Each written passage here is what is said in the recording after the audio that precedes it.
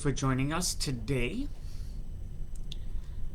You are watching Rabbi Sachs with the Chai Academy. We've been talking about various Jewish ethics and beliefs, and we discussed many interesting things.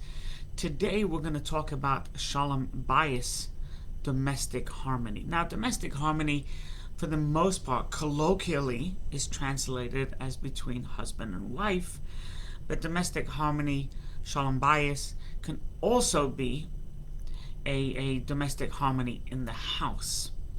So it's an important concept, obviously. Unfortunately, 50% of people that get married end up in divorce. I strongly believe that it doesn't have to be that number. Divorce is needed in a number of circumstances, and divorce is encouraged in a number of circumstances. But for the most part, it can be worked out. And if it cannot be worked out, or it should not be worked out, then you go for divorce. But to take divorce after level 1 ajna is wrong. Divorce is only when it's irreconcilable, or obviously an abuser, or obviously a nut job, or and the like. So divorce is, if the Torah gives us a mechanism called a get, called divorce. So obviously there are times when somebody should get divorced, but not 50% of the marriages. That is an obscenely high number, and it's driven really by Western society, because the amount of divorces that takes place within Judaism is very minimal. I'm not talking about Jews in the Western society. I'm talking about within Jews that are very in tune with their Jewish society. Anyway, Shalom Bayit is one of the things. The same Mishnah, Shalom Bayit is one of these things. This same Mishnah talks about where you will get rewarded in this world, rewarded in the next world, if you help create peace between husband and wife. That's one of the things. Now we know that when Moses died, the people mourned a certain amount of time, and then they continued on their way. When Aaron died, his brother Aaron, the high priest, he died, they mourned a lot longer. And the commentators explain the reason why the Hebrews, the Israelites, mourned Aaron longer than Moses is because Aaron was the consummate peacemaker. Aaron, we're told, used to actually tell a white lie. He used to go over to one of the spouses and say, I was speaking to your spouse and they feel badly, and he wasn't necessarily. And they used to go over to the other one, and therefore, to create peace, he told a white lie. That's how important. You're not allowed to lie, right? I once I think I probably told you this before. There's an expression, "Aligen Tormen nicht sagen." You're not allowed to tell a lie. Aber the ganze emes, the entire truth, that you don't have to do either. So Aaron didn't tell the entire truth. Because of that, by the way, because of Aaron's his raison d'être is to bring peace between man and wife, the Kohanim earned the blessing, earned the opportunity, the merit to bless the Jewish people ba'ahava, with love. Because Aaron, who was the first priest, he was full of love, and therefore his children and grandchildren, descendants, even till today, have that special honor of blessing the Jewish people, or anybody for that matter. I once heard a talk from the Lubavitcher Rebbe, where the Lubavitcher Rebbe says that there's everything has a micro and a macro, right? So he says, so there's peace in the world, there's peace in the universe, there's peace at home. And the Rebbe was saying that one is interdependent on the other. And by the way, there's a very famous Jewish verse that we say every day. It's a song as well. Oseh Shalom Bimromav. Right? Oseh Shalom Bimromav. Right? Think about it. Who the one that creates peace in the heights should create peace amongst us. One is interdependent on the other. Domestic unharmony, domestic non-harmony, it says in the Talmud, that causes God to be queasy. He's not happy when he sees a husband and wife and husband, really go at it, and instead of being the kind, gentle people they are, they throw insults, and God doesn't like it, and God is just. And it is to have peaceful harmony at home. Now, there's a couple of weapons that I speak to couples, and by the way, I don't profess to be a marriage counselor, but some of the tricks of the trade, and obviously some life experience that I have learned, is there's a couple of weapons that you have in your arsenal that you should not use. They're dangerous. Just like, we have the atomic bomb, and we used it. It was crazy, but there are a couple of weapons that are really destructive and should never be used. One of them is the tongue. So I think there's an expression: life and death are in the hands of the tongue. You've all heard of verbal abuse. That verbal abuse is just as serious as abuse. When you verbally abuse somebody, when you're verbally abused equally, you attack the soul of the person, and you can actually ruin their lives. I mean, my wife is a therapist, and I've met people in my 30 years. That literally verbal abuse is so destructive. It is so destructive. So you want to bring peace between husband and wife. That's the first bit of advice: is no abusing of each other. Don't call. There's that famous joke about a couple came before the rabbi, and the rabbi said, "What's the matter? You're fighting. What's the matter? How can I help?" So the wife says, "Well, he doesn't like my mother." So the husband says, "I'm absolutely not true. I like your mother." So he goes, he thinks that she's inferior. He goes, "That's not true." So he goes, "He hates my mother." So he turns to her and says, "Why would I hate your mother when she's such an idiot?" So that's, you have to be conscious, you have to be sensitive. So that's the first bit of advice. The second, the second thing one has to realize that it's very easy to destroy and much harder to rebuild. So if you think of just demolition, right? Before the Chai Center when we built, we also had to demolish a house. The demolishing of the house took 2 days, including the oil tank. The building took 1.5 years. To destroy something is a lot more, is so much easier. To build something is a lot more difficult. So one has to be careful. There's building blocks. You build slow, etc. You have to be careful in a marriage that you don't just completely, utterly destroy.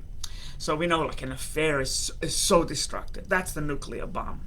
When somebody cheats, that is a weapon. So be careful. Rather build than destroy. Build the marriage. There was somebody, I think it was the third Lubavitcher Rebbe, who said, "Do you know why children are happy and adults struggle with happiness?" And he answered, because children want to be happy and adults just want to be right.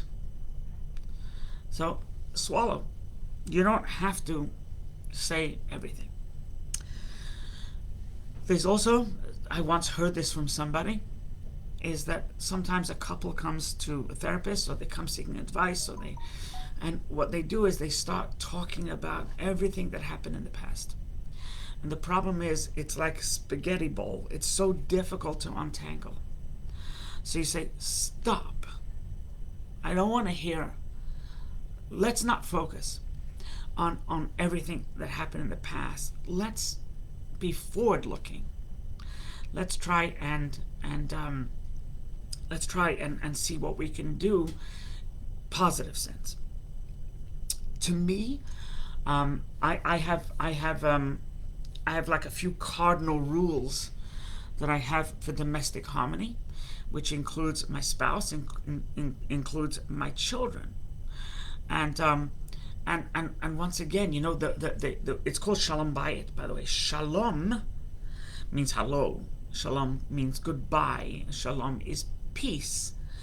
You know what else Shalom is? Shalom is another name of God.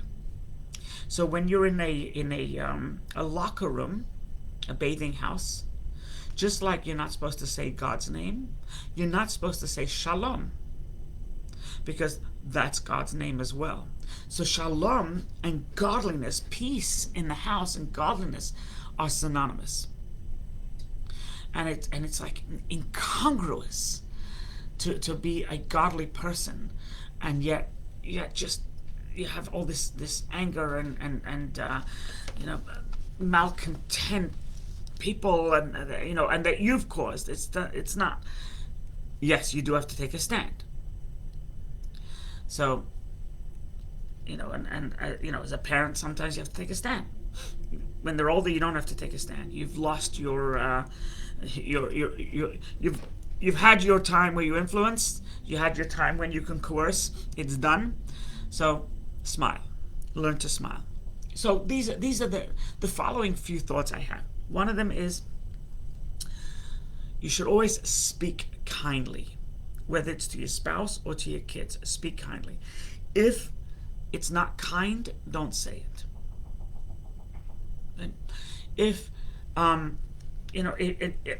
if it's with anger, don't say it, because when it's in anger, you can't necessarily control what comes out. So you always have to speak kindly, a still, soft voice, as opposed to a gruff, angry shout. That's the first thing. Speak kindly. The second thing is that you have to have the energy at the end of the day to sit with your spouse. You've had a hard day at work. She's had a hard day at work. Then the kids, and then the bedtime, and then the running to the doctors, and then there could be an emergency room, God forbid, visit, etc. Still, you have to make sure that when all the madness is over, you sit down for 5 minutes and show that you have energy for each other. To me, I use this line. I'm not sure if it's offensive or not. The line I use is communicating, spending time and communicating one with the other is literally medicine. I use the term chemotherapy for the marriage. So if the marriage has a cancer, spending time is the antidote, is the medication, is the chemo. And therefore, it should be etched in stone that you go out together once a week. It could be to eat, it could be to walk, it could be, don't go to a movie, because a movie, you're not talking with one another. It could be for a ride. It doesn't matter. It doesn't matter. That helps foster Shalom bias. So, speak kindly, gently, devote energy and time, show the priority, and spend time. When you don't spend time with somebody, you can argue, you can think negatively. Oh, I can't. But then when you spend time and you're forced to speak gently, it's different. If you notice, people are more vicious via WhatsApp or Facebook or Instagram, right? They're way more vicious. Why? Because it's not face to face.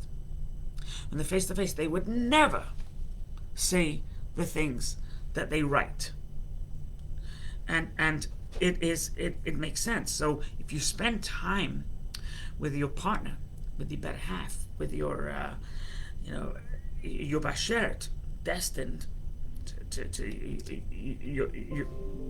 you have to. Things have to get better. The problem is when you don't spend time, when you're silent and you ignore, etc. The third bit of advice that I give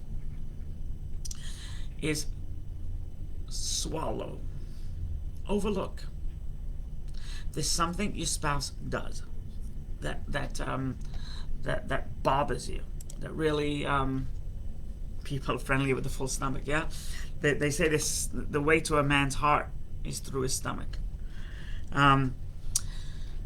So overlook. There's something about your spouse that bothers you, something that irks you, gets your dander up, or just you can't. Learn to overlook it. Let's face it. Your spouse has flaws. You have flaws. You don't beat yourself up all day about your flaws. Why beat your spouse up every day about their flaws? You overlook your flaws, overlook their flaws, right? You realize that you have shenanigans and idiosyncrasies, and they have shenanigans and idiosyncrasies. And the best way is to start with one thing at a time. Something that bothers you. You have a list of 17 things. Take one thing and say, I'm going to work on this until you get it out of your system. The next bit of advice that I can offer is find reasons to praise. Okay. The meal was great. Tell your wife it was really good. Thank you. The meal wasn't great. Tell your wife it was really good. I like my meat a little rarer, but it was really good. You look beautiful today. Tell your kids, I'm so proud of you. Don't wait for a good grade, or don't wait for, with your kids, that they got the best part in the play. Don't wait for that. Find something to praise them for. Find something.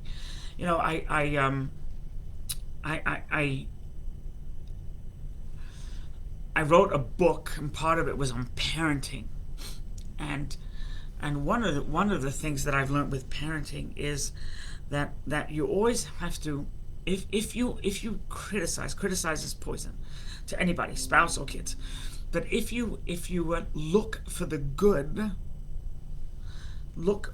you'll find the good. So for example, the example I give in the book is as follows: is a kid comes home and he gets 2 A's, a B, and a D on his report card. So rather say, oh, that's great, you did great, but what happened with social studies? You got a D. Instead, say, I am so proud of this. And this is, you can extrapolate to your own, with your spouse, with your parent, with your this, your that. I'm so proud of your grades, and I think we'll get you help with social studies. We'll get somebody to help you, and it's all positive. There's no negative, right? And you praise them for the report card. That's great. Your child does something, brings you a drink. Really thank them. Don't take it for granted. It's the little things, and just be be sensitive to praise. It's very, very important. The next thing is negativity in your house has to cease. There's somebody you want to speak about with your wife that you need to speak about. Don't do it in front of the kids. Definitely don't speak to your spouse about your kid in front of another kid. I mean, that's dastardly. That's terrible. But even speaking to one's spouse, if something happened at work, and you come home and you see your husband on the couch, and you say, "Let me tell you what a skunk so and so is." Why bring it home? If you seek advice, that's one thing. But just to bring negativity, and this is true with everything. Your kids start speaking about Mrs. Green, right? Practical. What's the scoop? I don't want to hear about this one and this one and this one and this one. Come on, guys. We let's focus on the positive. When there's an atmosphere, an aura, if you will, of negativity, then the house is negative. It just follows suit. So you should focus on positive things and talk positive, and gossip and slander about this one and that one. It's going to come back to bite you, because then your kids will start gossiping and slandering, and it's just not going to be it's a positive atmosphere. And the house is just going to have this black cloud on it, right? The living room, the dining room. The other thing that I'm very big on is that Friday night is family time. Friday night is a weekend family time. Your kids, young kids, old kids, you encourage everybody to come together. In my house in particular, it's Friday night and Tuesday night, midweek. We have a Tuesday night. We invite all the kids for a meal. Some come, some don't. But Tuesday night is the meal night. But Friday night, and growing up, Friday night was completely sacrosanct. Friday night was a time where we spent time together. We had a meal together. We played board games together, and we just, we just spent time. Your kid wants to go out to go play with Johnny? Yeah, sure, but an hour and a half, you got to be here. Then you go play with Johnny. So it has to be a priority. The family that eats together stays together. The family that plays together stays together. And in my family we have an app that's called Psych, and even sometimes when we're not all together, we will play a game. Where you can look at it. It's an app, Psych, and we play a game and we laugh, but it creates a certain positive, laughing, light camaraderie within the family.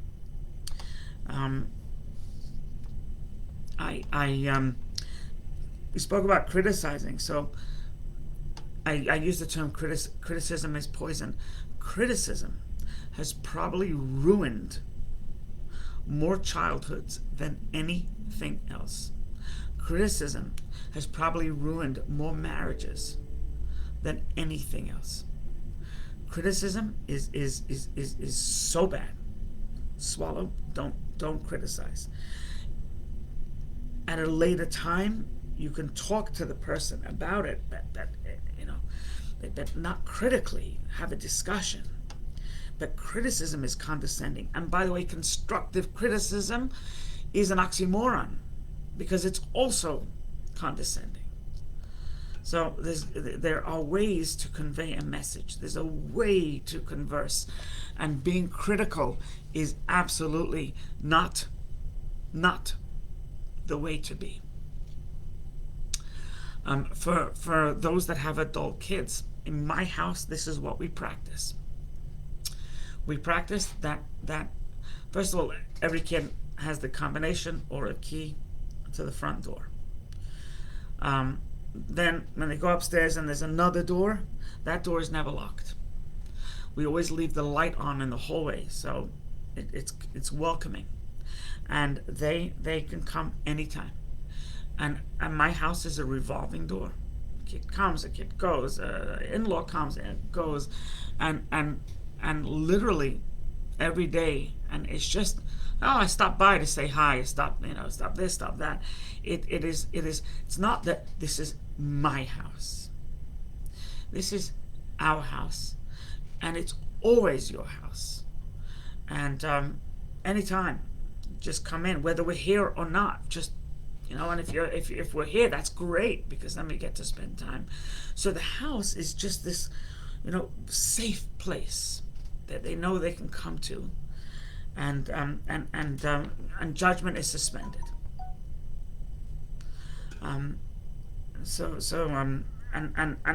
when I say judgment is suspended, I mean it.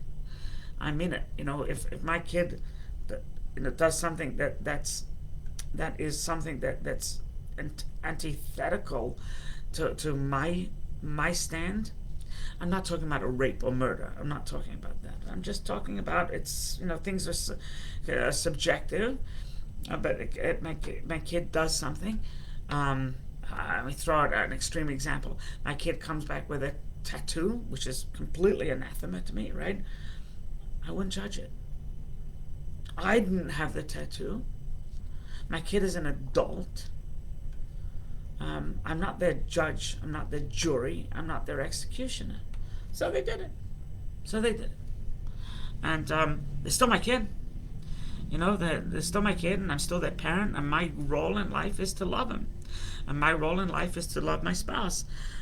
Spouse can be trickier because, being married is a shindig, as we know. But non-judgmental is an incredible place. It's so I can say, thank God I've mastered it with my kids. My wife really helped me along. But with marriage, it's sometimes you have these thoughts that, I wish X, Y, and Z, but I speak gently and I overlook. Sometimes I don't, and I find myself in hot water. But strive that your house is a judgment-free zone. It should be an absolute safe place for any member of your family to come. And if you have grandkids and they get older, once again, it's the same deal. This is the safe place. Your children's spouses, it's a safe place. This is where you want to hang your hat. You hang your hat, and we leave the light on, as I said, and the door unlocked, because we feel it is more embracing that way. They don't have to, the front door and then the upper door. And I'm talking about an apartment in Brooklyn. It's just embracing. The front door is for security. That door, you want to come in, come in.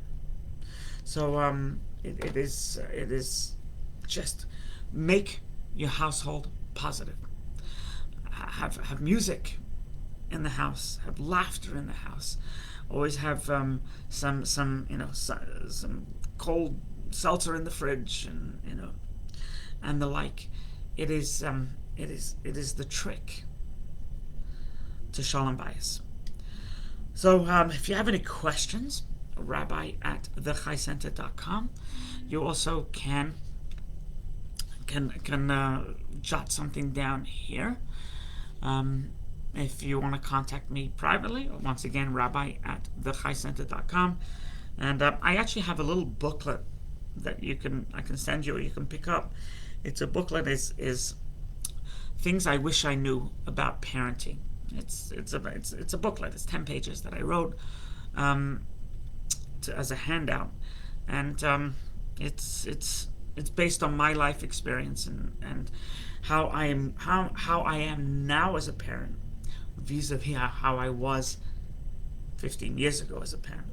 We're talking about a different person, and I wish 15 years ago I would have, the youth is wasted on the young, right? But I'm very, very strong bond with my family members because I make that effort. Not perfect by any stretch, but it's my family, and I love them dearly. God bless. Please feel free to share, and you want to talk? Let's talk. Be well. Touch base yet again.